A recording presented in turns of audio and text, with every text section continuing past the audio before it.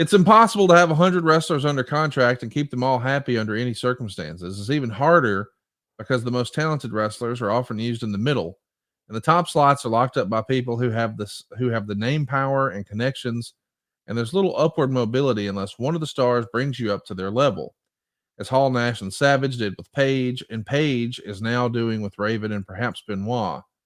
And even worse, when many of these talented wrestlers have been main eventers and big drawing cards elsewhere in their career.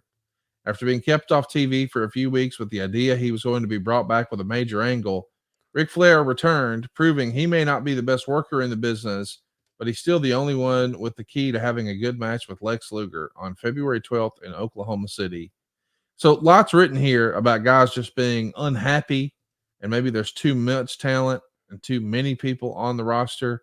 Do you remember thinking at any point you guys had too many guys under contract here in WCW? I think that's always a problem. I think there's always a problem everywhere.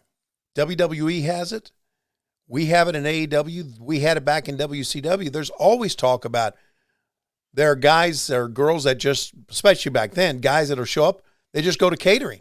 They have nothing to do. I think it's a problem with sports teams. And I consider us a sports team. I bet you there are problems in the NFL. I bet you there are players who think they should be playing and don't get to play. Right. There's always drama in the locker room. And for Dave to write about it like it's, something new is bullshit. It goes on all the time.